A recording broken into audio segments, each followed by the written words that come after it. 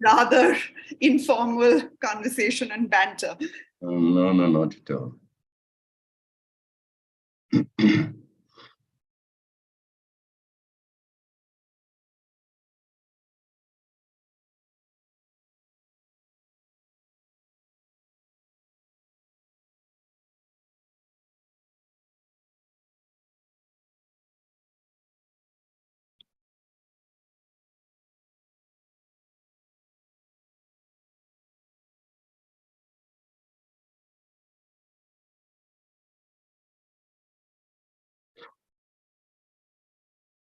Good evening, everyone. Aisha.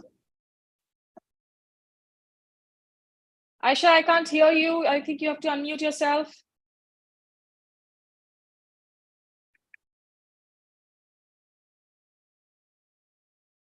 Yeah, is it working now?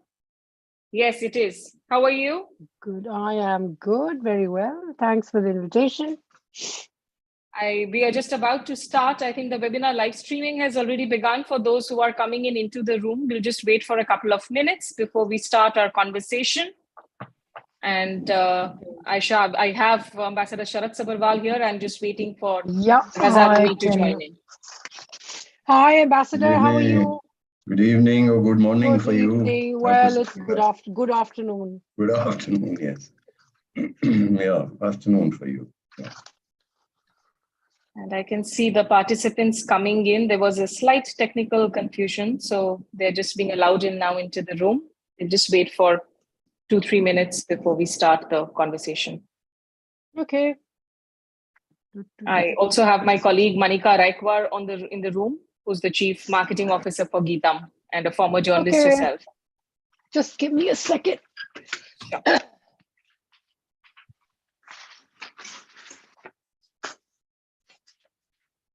Hi, Raza. Oh, hello, Smita. Hi. Good to see you after a very long time. I know. Good to see you. Hello, Sharat Saab. How are you? Very well. How are you? Good, Ji. Good. Good to see you. Yeah. Long time. Yes. And these are different time zones. Yeah. Raza, is it really very morning for you? It's 9:30, so it's okay. It's not that bad. Americans, it's not that early at all. Exactly. I mean, for the American time zone starts at 6:37. Yes. 7 o'clock. The world is up and about. So I'm just going to give a couple of more minutes because we've just started letting in the participants for 2-3 more minutes. Our live stream has already begun on our YouTube station, but we'll just start the conversation in the next 2-3 minutes the moment we have some more participants into the room, because I do know there was a very large number of registration sign up that has happened for this conversation. There is obviously a lot of interest. So we've just sort of started letting in the people. Okay.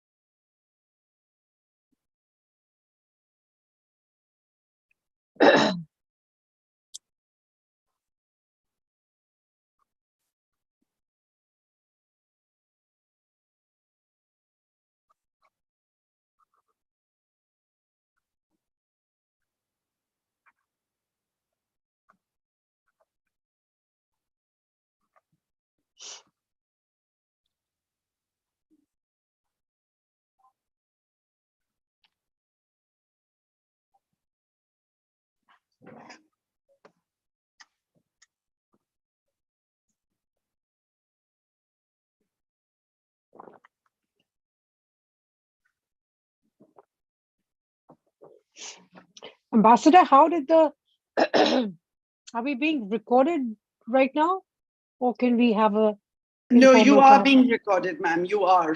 So I would and it's being live streamed. Yeah, and being live streamed. So yeah, just another 3 minutes and we'll start the conversation.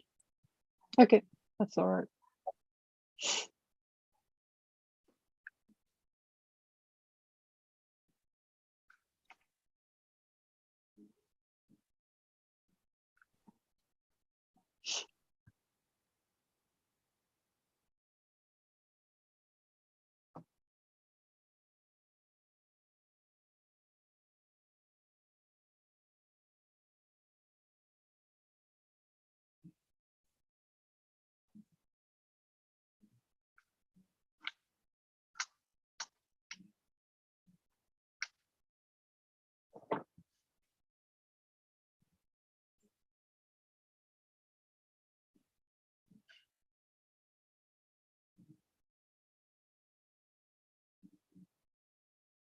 Okay, so a very good evening. Hello and a warm welcome to all those tuning in to this conversation. This is part of our ongoing series, Let's Talk Policy, that I host for the Kautilya School of Public Policy, which is based in Hyderabad. I'm Smita Sharma. I'm an independent journalist and also a visiting faculty at the Kautilya School of Public Policy, where, just to begin the conversation, let me also highlight that it offers a 2 years master's degree in public policy for those of you who are interested in exploring at a career in public policy. The admissions are on, they're in the last leg right now.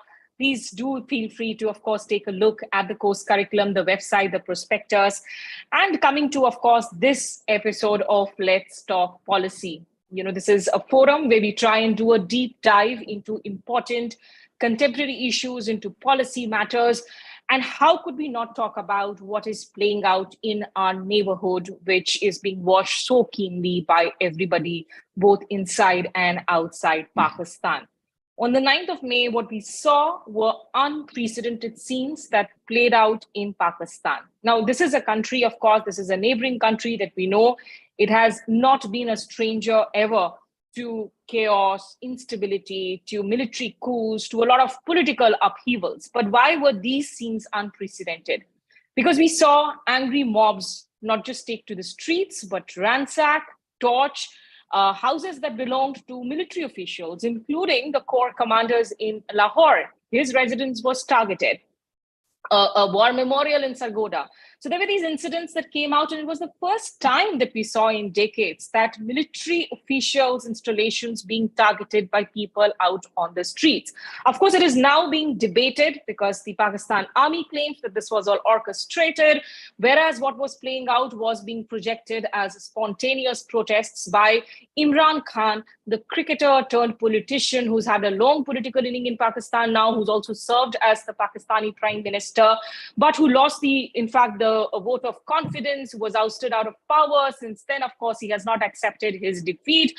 He was at loggerheads with the current government, which belongs to the Sharifs, but he has also been daggers drawn when it comes to the Pakistan army, the ISI, the certain specific officials and individuals actually to talk about it. So how do we read the tea leaves on Pakistan? Why should India also be looking at these developments? How concerned should India be? Importantly, what happens next now? Has Imran Khan actually managed to challenge the might of the Pakistan army, the ISI, what is known as the establishment, in a way that can maybe course correct the civil military imbalance that has long been talked about being a hurdle to the rise of pure democracy in Pakistan? Or has Imran Khan bitten more than he could chew?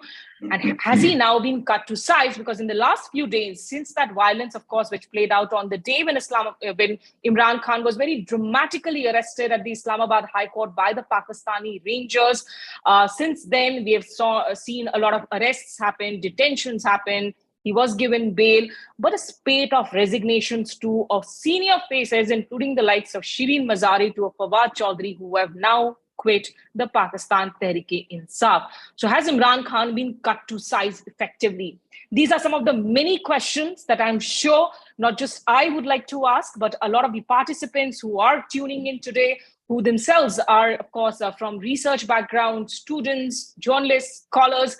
So I would be happy to take your questions along to our panel today. But let me first introduce my panel here. And these are some of the foremost voices when it comes to understanding Pakistan. I have with me Raza Ahmed Rumi. He has been an editor for many, many years with very, in fact, prominent news outlets. He's author of several important books, including Fractious Path, Pakistan's Democratic Transition and Rethinking Pakistan, a 21st Century Perspective, which is actually a collection of essays. He's currently the director at the Pak Center for Independent Media at Ithaca College and also a lecturer at Cornell. He's joining us from the United States. Glad to have you, Raza. Thank you. I also have with me Ambassador Sharat Sabharwal. He's a retired diplomat, somebody who's also been a former High Commissioner to Pakistan between 2009 and 2013, former ambassador to Uzbekistan. He's authored a book, in fact, in recent times, which is about Pakistan Conundrum, managing a complex relationship. Look forward to hearing your insights, Ambassador Sabharwal. Thank you. And last but not the least, another very, very incisive voice in Pakistan, Dr. Aisha Siddiqa. She's a very vocal columnist, a commentator, a senior fellow at the Department of War Studies, King's College in London. You can read her columns in several outlets. She's also an author of important books. Aisha, very happy to see you after a long time here. Thank you so much for this invitation. Let me start by asking your sense, Aisha, as you see, you're in London currently, as you see things play out. What happened on 9th of May? What was your sense? We have heard the Pakistan Army Chief, General Munir, say that this was all orchestrated. What was your sense of what played out? How much of it was spontaneous? How much of it was really civilians, protesters out there on the road? How much of it looked like it had been, there was a pre-conspiracy, it had been pre-planned? See, my sense of it is that it was, a lot of it was organic because, I know that, including participants who are here would kind of tend to challenge that. And now government is very fast, bringing out evidence, claiming that Imran Khan and coterie of his cabal were responsible for trumpeting this violence and calling out for targeting military property, etc. Now, while this may be true, I don't think that there was something very centralized. The operation itself was very centralized. That's number one. And number two, even if they were involved in inciting people, the fact is that that anger which got incited and flared up was already there. Let's not undermine the one basic thing, which is that people in Pakistan were angry. And this is not something which Imran Khan started. The anger was started much earlier. In fact, if you go back to the lawyers' movement in 2006-07, we kind of begin to see a buildup of that. Then you go to Nawaz Sharif. How people lapped up when he named two generals, Bajwa and Faiz. People were welcoming of his criticism. People were not saying, you're pointing a finger. Now, of course, Imran Khan and his party crossed a line which the army never imagined would happen. Even the people, even the observers like me or Raza or many others, never imagined that this would happen. Attacking military property, tearing down symbols of militarism spread out. While we would for years talked about it and said that, there's a lot of symbolism you can find on the streets, models of copies of Gori missile or aircrafts, etc. How were these people emotional, angry, tearing it down? And that's where I think it is. So it was a mix of both. Imran Khan, being the kind of leader he is, who didn't believe in negotiation, who was aggressive, who always thought that his way, my way, or the highway, thought he had enough support from within the military and from the streets to actually challenge the military and scare, perhaps. I'm reminded of this video, by the way, this recording of, I think it was around 2000, 2006, 2007. Imran Khan sitting, and that is available on the YouTube if you ever Google it. Imran Khan talking to his party members and saying that these generals, and this is in the context of NRO, which Musharraf had signed. So somebody from his party said, oh, but are these generals that bad? Why did they sign the NRO, the National Reconciliation Ordinance, with Benazir Bhutto? And he says that these generals are like that. Bring in 20,000 people and they'll be on their knees. He used a much cruder expression, which I wouldn't repeat. But I think one, that was his understanding that you could bring these generals, and he knows them far longer He's been in their lap for a very, very long time. So perhaps he understood their psyche a bit more than we do. But that's one phase of it. The other, which I think is the real issue here, is people's anger. So there was an element of genuineness to what happened on May 9th. Okay, Raza, come in here, and take this forward. Because on the one hand, we have this image of Imran, and I often like to compare that I also see shades of an Arvind Kejriwal style of street politics that we saw before he became Delhi's chief minister. But you also see a large shade of the denialism or naysaying, sign of aspects of Donald Trump after losing elections. There are different shades in Imran Khan, and this is also the Imran Khan, which I remember in 2013, when it looked like there was a democratic transition happening in Pakistan. I landed there to cover the elections, and we learned that Imran Khan had fallen off the stage. He was hospitalized to Shaukat Khanum Hospital that he had actually built from scratch, going door to door. And the sea of people, he didn't win that election, but the sea of people out there who were hoping that Imran Khan would usher in a Naya Pakistan. How do you define Imran Khan today, Raza? How do you see his personality? Do you think that he really crossed the red lines when it came to dealing with the army in this round in particular? Thank you so much, Smita, for having me on this distinguished panel. First of all, and good to see you and Ambassador Sharad.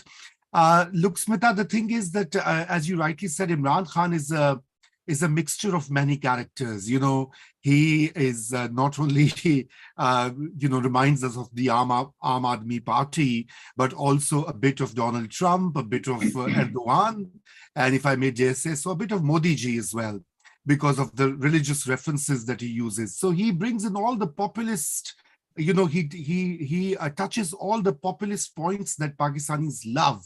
Anti-Americanism, hum koi ghulam hai, we are not slaves, we are going to fight all those people. So this hyper-nationalistic streak that has been cultivated by Pakistani state for more than 7 decades, Imran is encashing that. And those, but also don't forget that Pakistan's middle class has grown tremendously in the last 2 to 3 decades. And it is also a fast urbanizing country. You see, in the Punjab, for example, half of the population, more than half of the population lives in urban conditions now.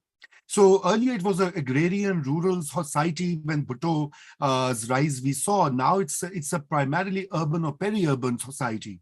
And there Imran's message is finding more and more resonance. And as you have in India, this anti-dynastic politics sentiment.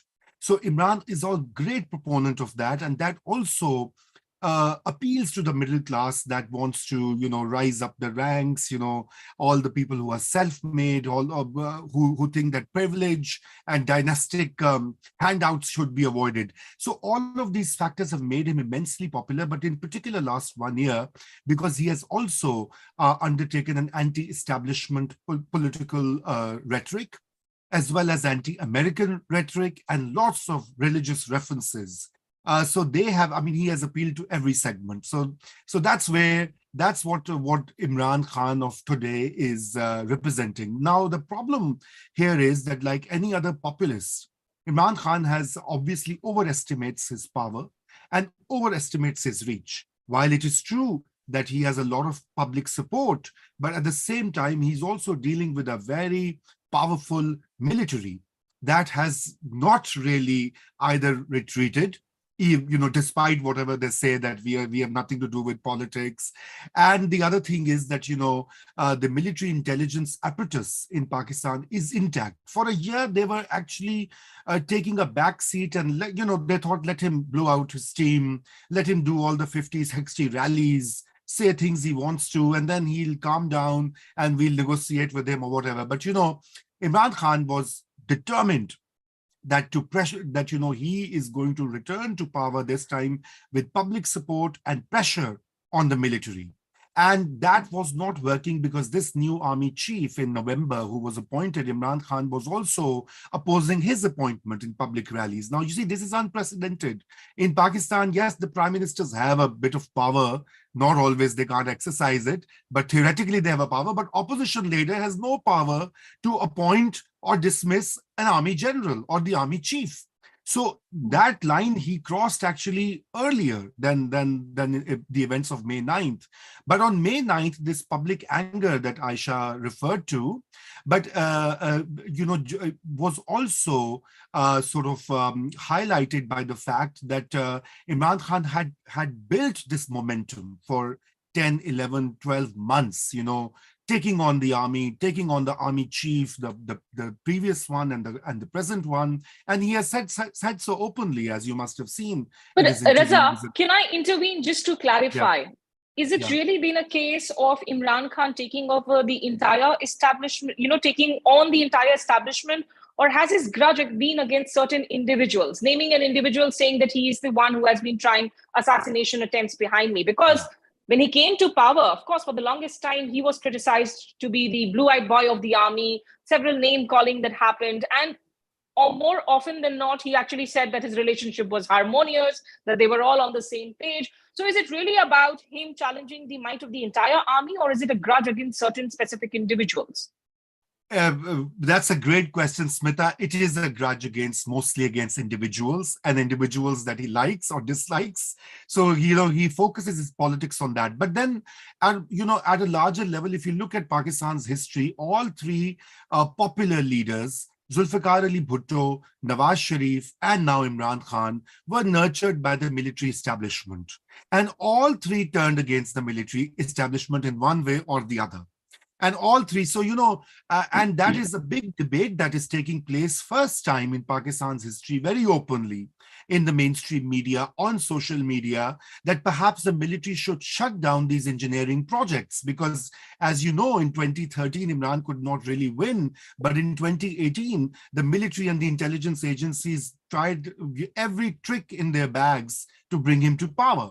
So now that has happened. But May 9th was a red line for the military, and it's not just the house of the Corps commander in Lahore, which of course is a big security breach, but it is also the military installations and, the memorials for martyrs, Pakistan's militaristic culture, and I suppose in other countries as well, where, the martyrs are have a higher station and you cannot really desecrate their memorials. I mean, those particular scenes angered the army leadership as well as the rank and file. So the tables turned. Earlier, Imran had a lot of support within the institution, especially in the rank and file, because he represents the same classes that go into the army and bureaucracy. Now, with May 9 events, what has happened is the tables have turned, and that has given the army leadership the kind of carte blanche to undertake this massive crackdown on PTI. So as we speak, the PTI is being dismantled. Its leaders are leaving. Thousands of its workers are in jail. Its prominent, journalists and anchors and social media YouTubers, etc., who are pro-PTI are also under, both, not just in jail, but they are being monitored. So the intelligence apparatus is back in full form. That earlier. And I think one last thing I'd like to add is that, other than these physical attacks, now you see that is particular, that is what we see and what we hear about the government's narrative. But underneath there were also murmurs and rumors by supporters of Imran Khan that, there is going to be an internal coup, a mutiny within the army. Now, you see, that particular thing, I think, is the ultimate red line that his party and his supporters crossed, because as you all know, Pakistan's army, whatever its policies have been in the past, it's a very strong, disciplined institution, and it is never, even those who may like Imran Khan or love his political narrative, would never allow any such dissension to take place, and that is why he's being taught a lesson as we. I think that's putting it very clearly, and I will go back to Aisha for more on that. But let me just get in Ambassador Sabharwal here. Ambassador Sabharwal, as you see the events unfold from here, what is your sense? Has Imran Khan managed to spearhead, sow the seeds of any kind of a change when it comes to the civil-military imbalance, the course correction, or do you think he has punched above his weight? Well, I think what is happening, Pakistan has many fault lines, and the mother of all fault lines is the civil-military imbalance and continuous interference of the army in political affairs. And what we are seeing today is the result of that fault line, more specifically of the political engineering that Qamar Javed Bajwa indulged in all 6 years of his tenure. First getting Nawaz Sharif disqualified through a dubious accountability process, then bringing in Imran Khan, then getting him out by manipulating smaller parties beholden to the army, and then bringing in finally the Shahbaz Sharif government, and that's where we are. I don't think we are seeing a complete reversal of civil-military imbalance in favor of the civilians or correction of that imbalance. That I believe will be a process and not an event. But something has changed, I must tell you, my own observation. Aside from the other panelists spoke of the changes in the Pakistani society, larger middle class, more urbanization, younger people who like Imran Khan and his narrative, etc., etc. When I was there in the 90s as Deputy High Commissioner, people were reluctant, politicians I spoke to, were reluctant to speak against the army or of the army, even in closed-door meetings. Let someone be recording the conversation and report them to the powers that be. That, I believe, started changing at the turn of the century. And I think 2 or 3 things contributed to it. One, of course, is the increasing sign of failure of the policies that the army had foisted on Pakistan. After all, they have been running Pakistan's security and external relations with all important countries. So these are policies coined and crafted by the army, and their failure was seen, increasingly. And second was, of course, the media revolution, and not only media revolution. So from PTV and Pakistan Radio, we went to a large number of private channels and the social media, internet, etc., and freer flow of information. So the net result is that, look, army has been down and out earlier also, notably in 1971. And then there have been other events. When Musharraf departed, the army rule was very unpopular. The army was unpopular. It took his successor, Kayani, some time to recover that image. So it has happened earlier. But the extent and ferocity of violence that followed Imran Khan's arrest on May 9 was something unprecedented. That, of course, has invited a crackdown and action by the army. A large number of leaders, as has been explained earlier, have been arrested. Many of them are quitting the party. And I must tell you, I find it interesting that the party is being dismantled, PTI, by the army as fast as it was built 2011 onwards. I was High Commissioner then, and Imran Khan's career since the founding of his party in 1996 was not going anywhere, political career. He had won probably a lone seat for himself in one election. He had boycotted another election. Suddenly, he is picked up by the army. Crowds grow in his rallies. A large number of politicians, and many of them who had prospered during army rule, gravitate towards him. And now the reverse process is on. It seems that we are talking of divisions within the army and so on. Dr. Siddiqa and Raza Rumi would be better in a better position to tell us what sort of divisions there might be that still prevail.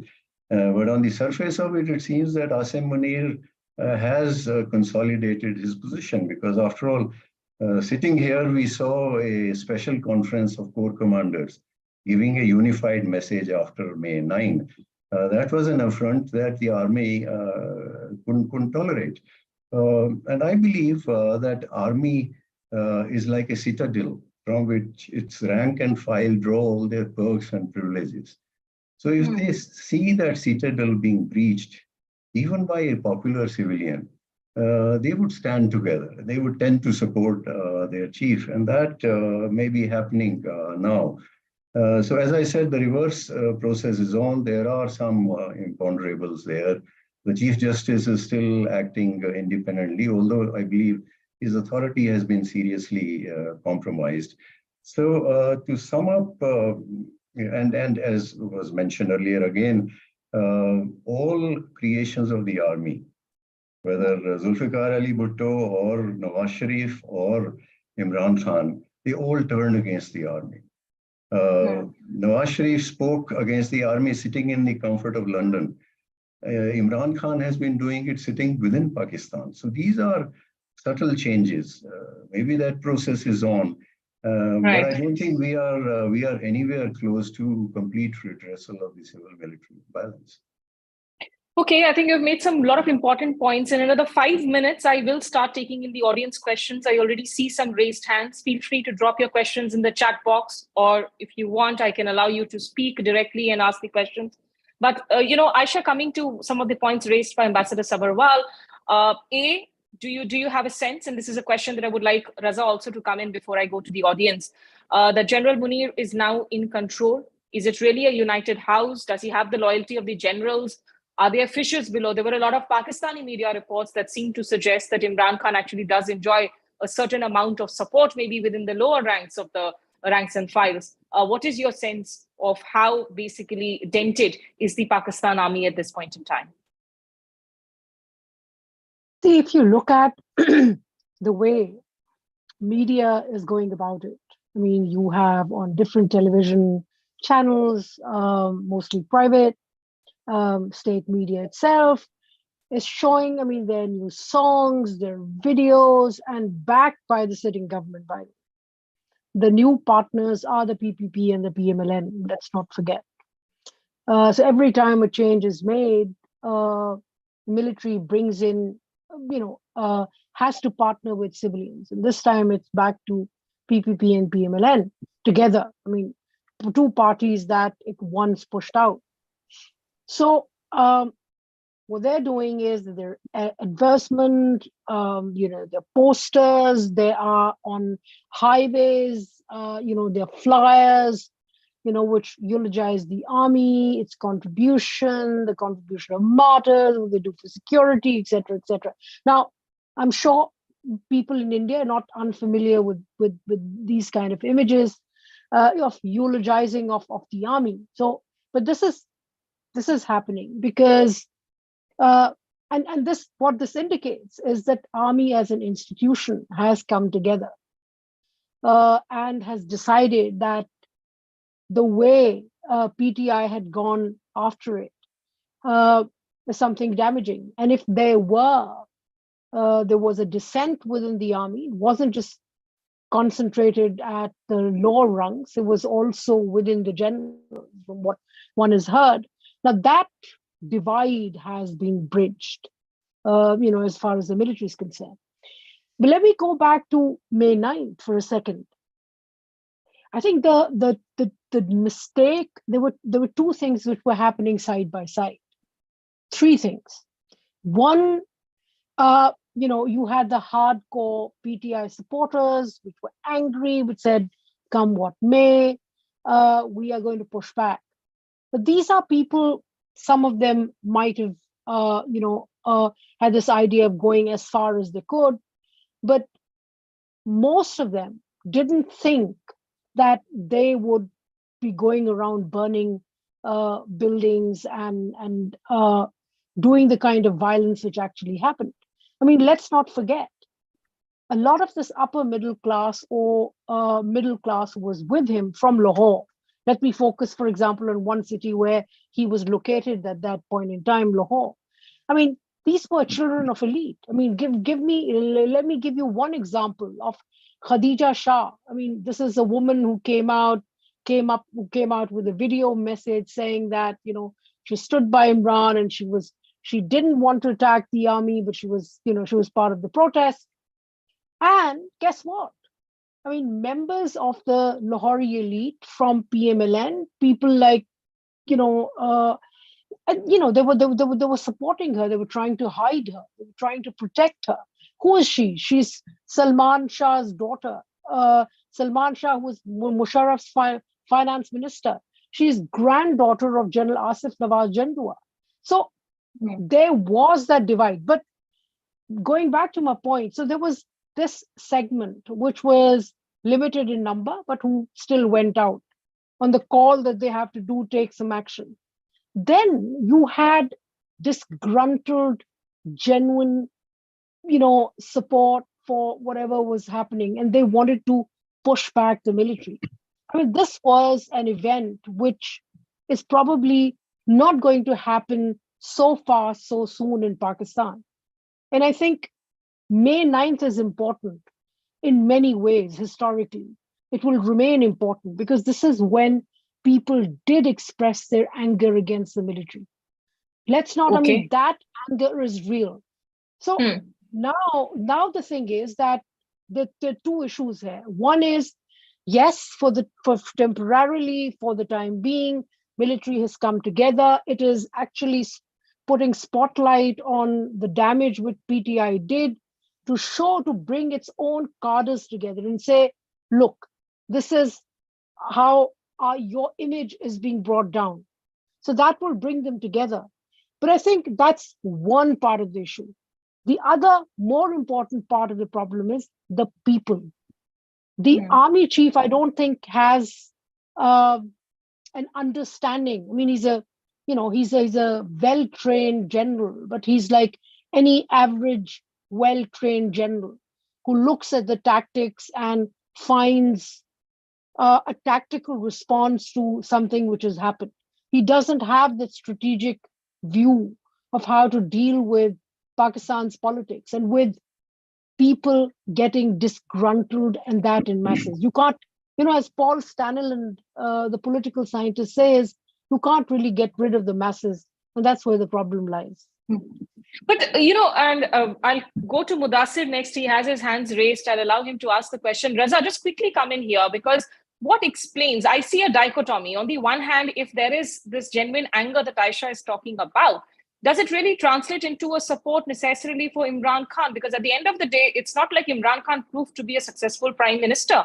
The country was left behind in economic shambles. There was the issues, challenges arising from the COVID handling of the economic mismanagement. So what explains this support that Imran Khan today enjoys really, in the sections? There are the Sharifs, there is Birawar Bhutto. So what is it that people are finding more appealing in Imran Khan? So I think, you're absolutely right. His record in office was far from, satisfactory. In fact, in many ways, it was terrible. But I think here, Smita, one has to also understand that, this has been an ongoing process. These doors were opened by Nawaz Sharif earlier, whose party, being a very central Punjab, very pro-military party, turned into this big, defender of civil liberties and civil supremacy. And that particular opening is something that Imran Khan also learned from the playbook, that he realized and his supporters realized that basically, if you were to do a popular politics, it would have to be an anti-establishment politics. And you would have to ask the military to go back to the barracks and stop meddling and engineering in political affairs. And that's the message that Imran has effectively, through his daily address to the nation and through his huge social media infrastructure, has conveyed it to his supporters. Now, their anger is, and that's what we saw, some demonstration of that. But also, there are reports that this was also a well-orchestrated plan, that if they were going to arrest Imran Khan, because they had not arrested him thus far, last time when they came to arrest him at his residence, there were scenes of violence. The police was attacked. There were petrol bombs thrown from his residence. Earlier, whenever he was summoned by the courts, he went in with thousands of people who broke open the gates of the, and the judges, they were, so these are all intimidation tactics.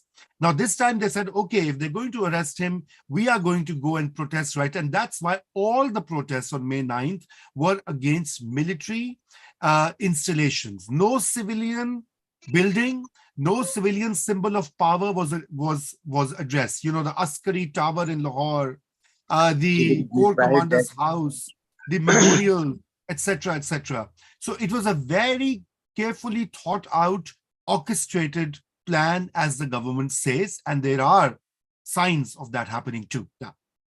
Okay, Ambassador Sabharwal, a quick point, and then I'll let Mudassir ask his question. Yeah, just very quickly, 2-3 points in the context of what we have been discussing. Look, in spite of all the public anger against the army, all that has happened, the fact remains that the army still remains front and center in the calculations of all political actors. The government, Shahbaz Sharif government, the parties constituents of it, and even Imran Khan. I mean, he was asking the support of the establishment, the army, to get him an early election. And when he didn't get that, he became more and more bitter against them. One.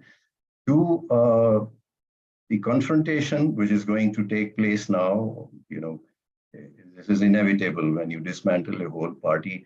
That would need a greater role for the army, probably behind a civilian facade, to control the situation, greater than they might have been playing till now. But lastly, this doesn't solve Pakistan's problems. If you again have a managed election, today we also heard, I read a report somewhere, that the Election Commission of Pakistan told the Supreme Court that because of the May 9 events, it's difficult to say whether elections can be held even in October. So if elections are postponed or when they take place, they are managed, this would be a repeat of what has been happening in Pakistan. And as it has been said earlier, this builds anger amongst people. So all this will then pave the way for even a bigger crisis at some later stage. So it's like a hamster wheel. Aisha, yes, you wanted to add Yeah, something. very quickly. Let me go back to the question which you asked, Raza. Why are people supporting Imran Khan? No doubt about it. I mean, he is a very flawed politician, more flawed than others. I mean, no doubt about that. But the fact is that half of it, the people support is, kind of love for Imran Khan. I mean, I've seen very silly commentaries on media saying that it's women who fell in love with him, while they were young, etc., etc. It's part of it. But they're women, working class women, beggars. I mean, actually, beggars in South Punjab, women, who said this time, we're going to vote for Imran. So there is something else also behind their support for Imran. Not necessarily love for this man, but also an anxiety and frustration with what the system had presented. And suddenly, I think every day, people are realizing more than yesterday that it's the military which is kind of keeping this very unhealthy, unhappy system together. Yes, I think there has been that long-standing disillusionment for sure with the way things have been happening. Mudassir, please go ahead. You've been waiting for a long time. Tell us who your question is for and keep it brief if you can. Thank you, ma'am. Thank you, ma'am. It is a great honor that I am speaking in front of Aisha Siddiqa, a great intellectual, and others also. So it is a very proud moment for me. Ma'am, actually, I am from India, Kashmir. So I'm a teacher of political science. So my question, there are two questions regarding this. So first question is that what is the impact of this political crisis of Pakistan on India's political landscape? Because we know the concept of spillover effect. Is there any scope for spillover effect on India's political landscape? Second question is related with this, is that what is China's favorable position in Pakistan? Do they support establishment or do they support democratic setup? Because I have not heard any Chinese stand on Pakistan crisis. They may be having their stance, but I have not heard that stance yet. What is their stand? Okay. What is their favorable option in Pakistan? Okay, thank you so much. Good questions. Let me start by the first part. Would Ambassador Sabharwal, would you like to go with that on the spillover effect for India and the political landscape here? Well, I don't know how long we have, but very, very briefly, I think one immediate impact, I'm talking the implications of what is happening in Pakistan for India. And one immediate impact is that it reinforces the factors that rule out a serious engagement, meaningful engagement between the two countries for the time being. I think a thaw would be possible only after things settle down in Pakistan and India is through with its elections in 2024, whichever is later. Now, there have been different reactions in India, if I may say so. There are those who predict collapse of Pakistan, as they have done during every major crisis. There are others who say that when Pakistan is internally absorbed, it impairs the ability of their establishment to trouble us. And there is not so noticeable a trend of people who try to see what a collapse of a nuclear armed neighbor would mean for India. So I think it's true that a self-absorbed Pakistan, it helps us in the short run, but it would be a different ballgame altogether if Pakistan were to move towards a collapse. Let me hasten to add, I don't think Pakistan is moving towards a collapse. I think it will continue its journey, a little messy journey as it has before, at least in the foreseeable future.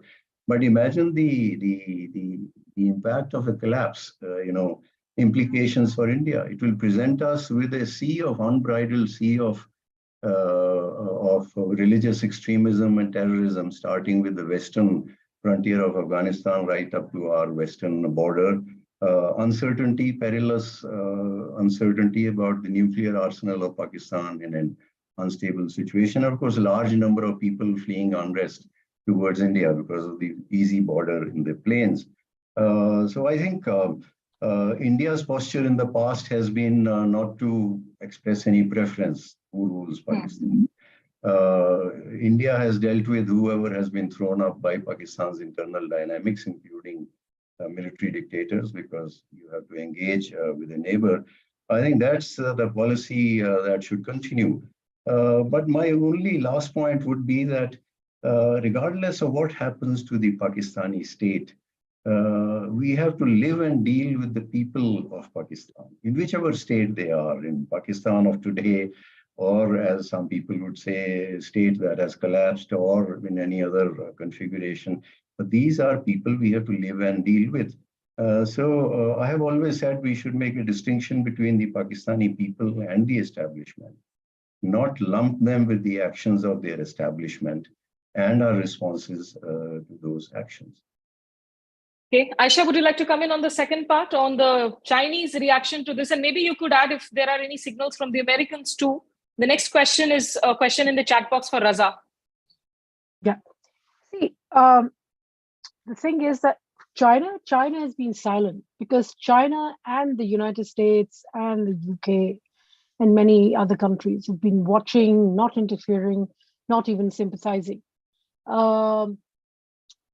They don't want to interfere because what the American concern was, for the first time, it was echoed at CENTCOM in Tampa, Florida, was that they were worried for a few seconds, they were worried because they don't want to see a weak army in Pakistan.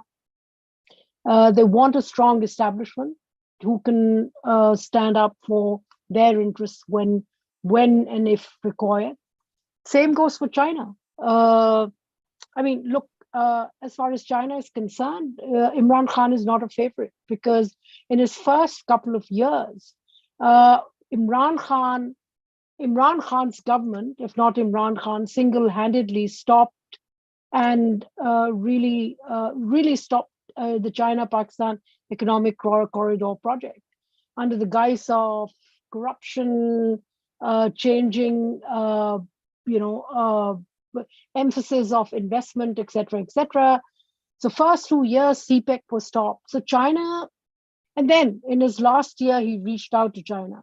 But I don't think Chinese are interested. Chinese, right before May 9th, in fact, General Asim Munir visited China, and he really gained a lot of confidence from that visit. This morning, I've heard that as the IMF bailout is getting delayed, China is going to provide more rollover of its earlier debt, which means that China is filling the shoes, it's helping. So it would be inclined towards an establishment that can keep Pakistani state stable. I don't think, I mean, China, which has a Uyghur problem, etc., wouldn't bother. So I think international, to answer Mudassir Bhatt Saab, I don't think that China or the international community at large, West or East, I think there was greater sympathy for Imran Khan in India and within the Indian establishment than anywhere else around the world. That's one. And just very briefly on what it means for India's landscape. I mean, I really wondered what the question meant in terms of landscape. People rising. I'm sure people will learn about rising, and we're two countries who have, in our own respects, authoritarian governments, and that's how it will stay. I don't see one affecting the other. Okay. Reza, the next question is from Umar Iqbal, who's a PhD scholar. What are your views on the geopolitical implications of Pakistan's current situation with its neighbors, particularly India and Afghanistan? So, I mean, I don't know. I mean, partly it has already been addressed earlier, but I think the current situation obviously is a matter of concern for Pakistan's friends and foes alike. For the friends, as Aisha outlined, China in particular, the United States and the Western Bloc, they don't want to see a weakened army or the weakened establishment. For decades, they have worked through them and with them. As you know, all military dictators in Pakistan were propped up and fully supported with lots of cash and arms by the US. So that's our clear history. And of course, they don't have any security interests at the moment. So, these days, Pakistan is not really that hot of a topic in Washington, D.C. or other Western capitals. But as regards, Afghanistan, obviously, it is vital that Pakistan's engagement with Afghanistan and the Taliban, requires that Pakistan should have some modicum of stability. At the moment, Pakistan, for the last at least 1 year, has been undergoing this terrible domestic turmoil, which has impacted its economy, which has impacted its prospects as well as its foreign policy engagement. I mean, how do you go and engage with the world when you are fighting at home 24/7? And so obviously, its Afghanistan policy is going to be impacted. As regards India, I really don't think that there will be any major difference, because I mean, we already have a very unfortunately, I would add, a cold storage bilateral relationship, and which needs to be revived. And I think one particular aspect that we have not really talked about is that the former army chief, General Qamar Javed Bajwa, was extremely serious about a shift in India policy. I know it on good authority through my sources that he wanted to make a new beginning, and that's very interesting. Pakistan's powerful military chiefs, while they direct the country towards a particular line on India and Kashmir, but when they're in power and in command, they want different policy, just like Musharraf, for example. But General Bajwa's intent could not be materialized because Imran Khan was strongly and staunchly against any such overtures, because he thought that, he would face a popular backlash in Pakistan, especially after the end of Article 370 and whatever happened on August 5. So that was also one of the reasons that they fell out. One of the long list of their divorce, General Bajwa and Imran Khan, one of the reasons was also this critical difference on India policy. And I believe that the current army chief, I mean, there is an institutional decision now that, they, and partly it has to do with Pakistan's economy, partly it has to do with the Western pressure, that certainly the Pakistan military wants some level of normalization. I'm not saying that they're going to go and reopen trade or make some big overtures. And now that is a big, and that's a big sea change. That's also a transformative moment, because you see, earlier we knew that the deep state in Pakistan was not at all ready to push any kind of ties with India, But now I believe things are a bit different. Let me get in Ambassador Sabharwal on this. Can I? Yes, Aisha. Yeah, very briefly, if I could, before the ambassador gets it. I think that the present general is not ready, not prepared for improving relations with India. Reason being that, firstly, I don't see that he sees any clear benefits coming out at the moment. I mean, the writing on the wall is 2024 elections. Before 2024 elections in India, nothing is going to, substantial is going to move. Unless Pakistan, there is evidence that Pakistan would sit on the table on India's terms. So that way, he doesn't have much to gain, number one. Number two, I think politically, he needs to strengthen himself. He needs another 1.5, a year and a half at least to establish himself. And during that period, he needs to have this image of a strong general who is not getting pushed around by India. So I don't see that even from a military perspective, anything is going to go forward. So that's the other thing. As far as Afghanistan, which was also part of the question asked to Raza, not to me, I think, again, it remains the same. There will be support for the Taliban, trying to bring in resources, trying to get support and try to get the international community to help to have a deal with the Taliban. That support is going to continue. TTP, the bigger question is TTP. I don't think that the army is ready to take on the TTP militarily. They will deal through the Afghan Taliban, and this is where relations stand. Ambassador Sabharwal, if I could just add a point or two before you come in, and then I'll take the questions that are popping up on the chat box. Because on the one hand, while you do see that, as Raza said, that perhaps there were more Indians who felt for Imran Khan than Americans who would rather bat for the army there. But on the other hand, you also have an Imran Khan who was trying to take a hardline position on a lot of things to do with India. And then you have this Indian sort of sense that if Imran Khan manages to shake up the army, it is not a bad thing at all, because while India wouldn't want to see Pakistan collapse, it would be in India's interest to see if the Pakistan army at least is weakened in the sense that it stops calling the shots continuously from behind the scenes on everything from national security to strategy. So within these contradictions, how do you feel Imran Khan sort of, would come forward with an opportunity to reset ties with India if he were to come back to power? There is that element also of the support that he enjoys from the Taliban, from the Pakistan Taliban. Look, he's been called Taliban Khan. As I said, it's for the people of Pakistan to decide who governs Pakistan. I don't think we should have any preferences. Having said that, he's been called Taliban Khan. For example, I heard him before his political star started rising, 2009, addressing a group of ambassadors, and I was present amongst them.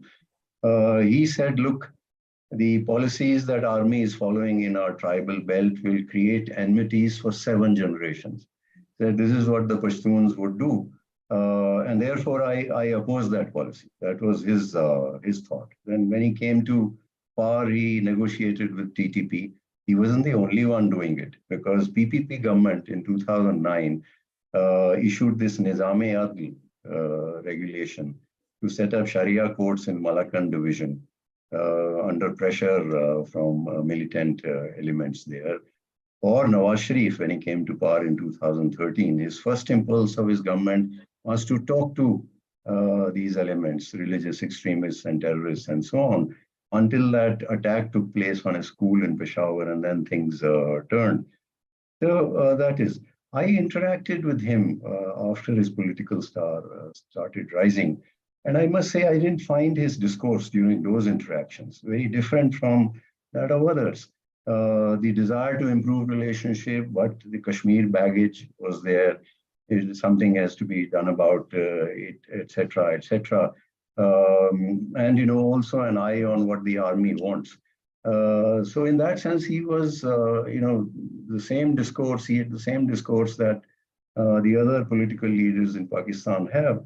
The only leader I would put in a slightly different category, is Nawaz Sharif, because he has shown practically on the ground, he has tried repeatedly, and he's been bold enough to try repeatedly to improve relations with India, only to be thwarted by his army each time.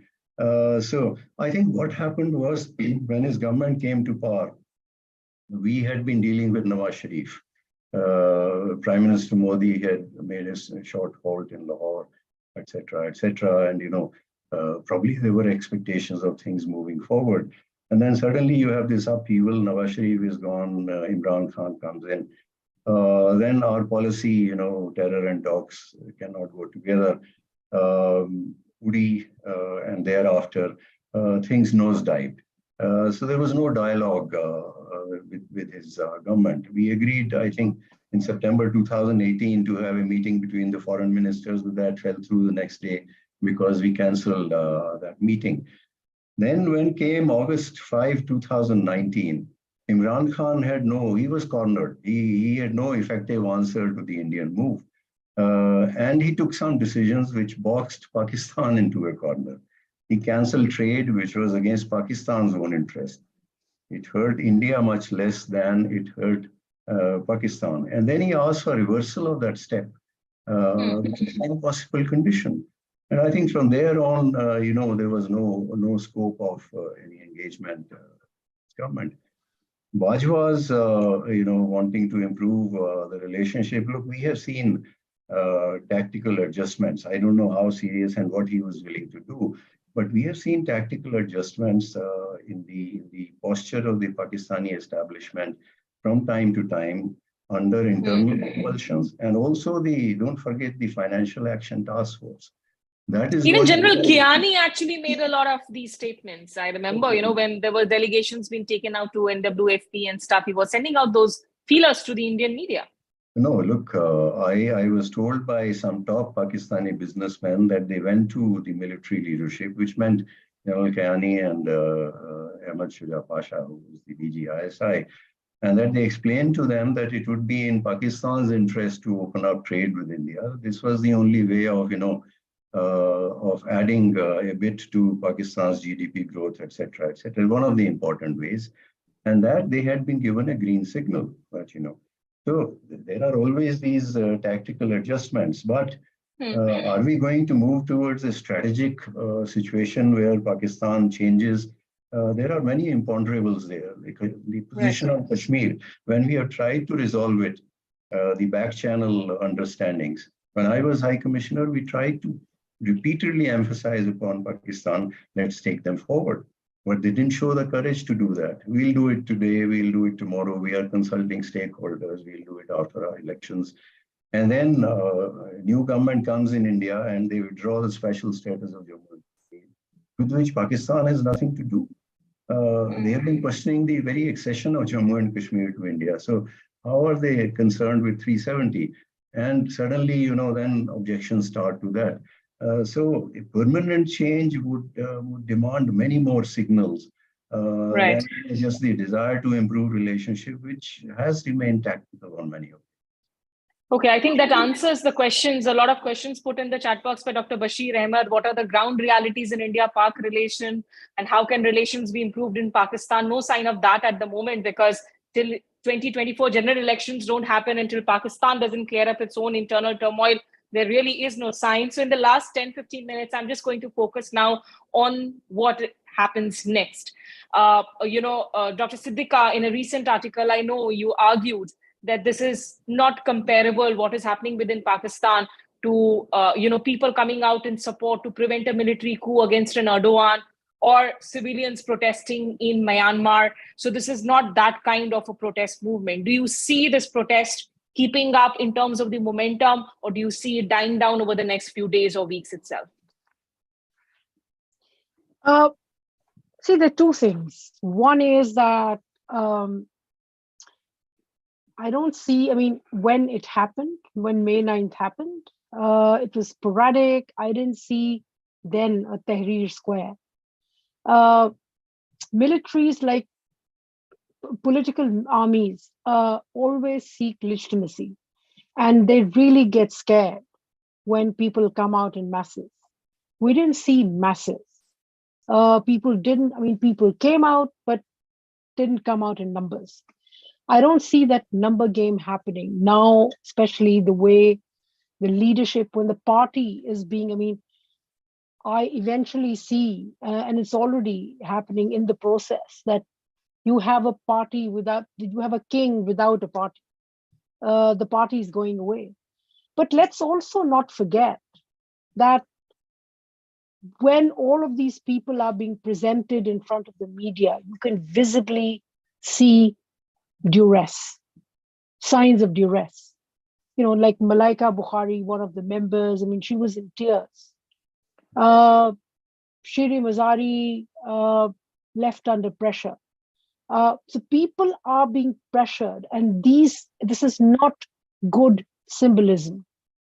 This is something which may not necessarily result in getting Imran Khan back, but it's definitely something which is going to get deposited in the psyche of people.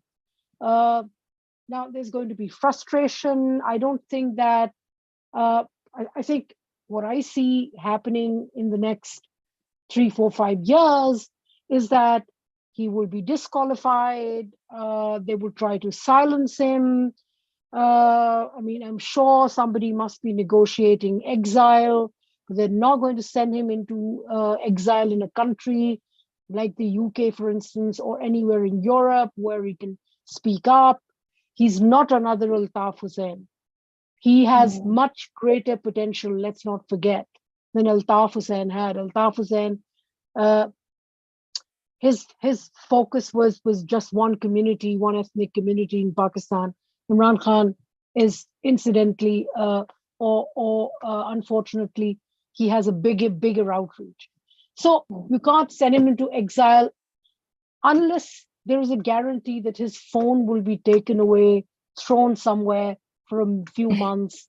No tweeting, no Facebook, no Instagram, silence. This is what the military wants to do with him. His party is going to be broken up, sent into either the PPP, shoved into PMLN, PMLQ, somewhere else, or given another leader. From what I've heard and what I see, I think what is happening is also very undesirable and very sad and tragic, because a party like the Pakistan People's Party and its leader Bilawal Bhutto has said that he's going to support a ban PTI. Extremely unfortunate and I would say pathetic. Not good for the political process and political future of Pakistan that way, vis-a-vis the military. Military is pushing back so strongly that it's they now have a back to the full size in terms of political strength. But one last thing which I would want to point out is that Imran is going to become a symbol. And let's not forget that people will forgive his sins. Bhutto, Zulfikar Ali Bhutto, let's not forget. He was a very problematic prime minister. I'm afraid to say. Yet, the one thing which people remembered about him was his sacrifice. Now, granted that Imran Khan does not compare with Zulfikar Ali Bhutto in terms of the risks that Bhutto took. But what I'm trying to say is that the way the establishment has dealt with the entire crisis, it will take us in a direction where he will symbolically become a hero. And you have a diaspora which is going to be absolutely angry. You are going to have a lot of people inside Pakistan who are going to be upset. There's a youth. 64% of Pakistan's population today is from 18 to 35. This is a generation, and you know what Raza pointed out, greater urbanization, etc., etc. But even in rural areas, you have a generation which expected far more. And if you're going to bring them back to the same old system of the last 70 years, I'm sure they don't have the power to dismantle. And the problem is that there is no leadership. So that frustration itself is going to be very unhealthy for Pakistan's politics and society. Okay, I think that's a very sort of an important landscape that you've painted for us on what to expect moving forward, which also kind of answers, one of the participants, anonymous participants had asked that can Imran Khan possibly return to power? Raza Rumi, if I could come, the last sort of remarks, because Dr. Mushtaq Ahmed Rather, he's an assistant professor in political science in Srinagar, Kashmir. He asks that the Pakistan army has been shaping the identity of the country, and the army's way has been Pakistan's way. Do you think that Pakistan is likely to remain, as always, in the possession of the army, or you think that it will encourage people to question the role of military in Pak politics? Your concluding remarks on this, and do you think that Imran Khan's future at the moment seems completely decimated, even if he turns out to be a hero? Yes, thank you, Smita. Well, first of all, I think as regards Pakistan's civil-military relations, so I think we have already discussed briefly earlier that, things will not be the usual anymore, because you see, the Pakistan's political elites and political parties, one by one, have challenged the military at certain junctures, then of course gotten back with them, made up with them to acquire power or share power with them, as the current ruling coalition is doing. But it's no longer the military dicta of 1980s or earlier, where the military can just make or break things that easily. It's not, and the reason is, of course, the kind of public awareness, the rise of social media, the younger population, etc., etc. I mean, it's a different country altogether. Of course, these structural transformations take decades and decades. They don't come overnight. So I think there is a possibility, and there are openings. Imran Khan's, whether one agrees with his politics or not, I think he has done a great favor to the cause of Pakistan's civil society by,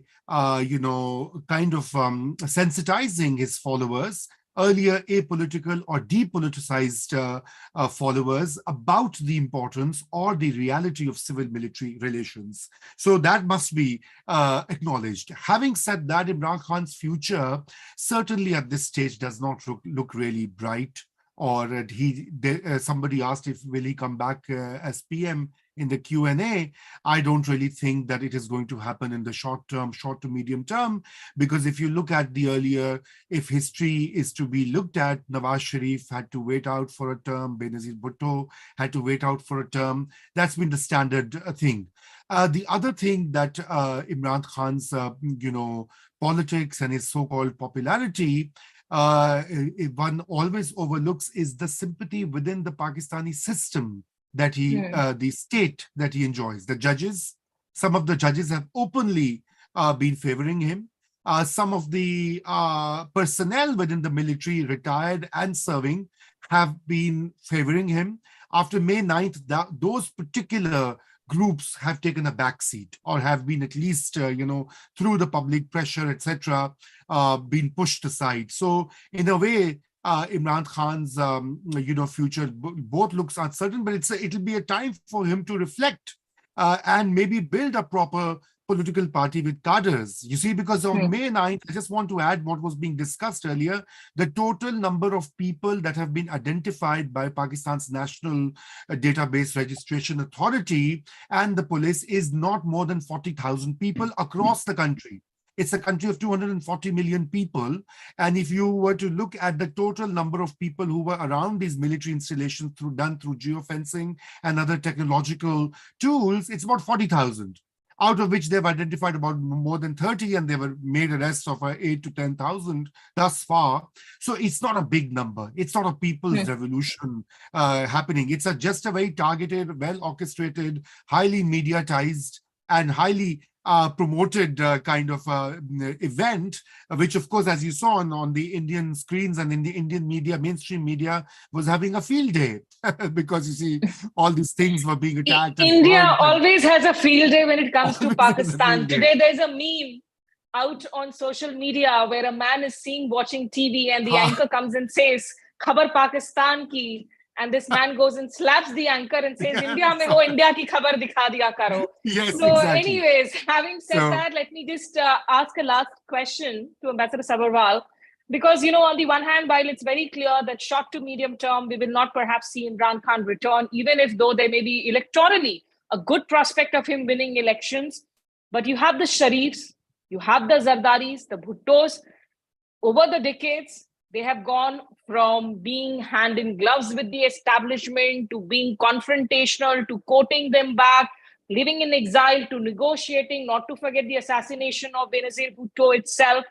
With these, the PPP, the PMLA and Ambassador Sabharwal, as we end, do you see their current stance, which Aisha criticized, that, if they are supporting a ban on PTI, it is to be condemned? Do you think that they will work more in tandem with the army, or will there still be some attempts at trying to restructure the way things are within Pakistan? Well, look, Imran Khan has said in many of his statements that all that he wants is free and fair elections. Now, he's saying the right thing for the wrong reason. For the wrong reason because he's no paragon of democracy. Let's be clear that 2011 onwards, he was built by the army. 2018, he won with a supporting, more than a supporting hand from the army. But he's saying the right thing. That's the only solution. Have free and fair elections, let the people choose a government which functions for 5 years and then is judged by the people again, as it happens in any other democracy. That, I'm afraid, the way things are moving is not likely to happen. And what we may see is, down the line elections, whenever they come in October or a little later, maybe managed elections. Because if you rule out a whole political party and a leader who has a large popularity amongst people, you have to manage those elections. That is a managed election in any case, when you push out one party altogether, like they had done in 2018, incarcerated 2 star campaigners of PMLN, which is Nawaz Sharif and his daughter. That, as I said earlier, continues to build up anger.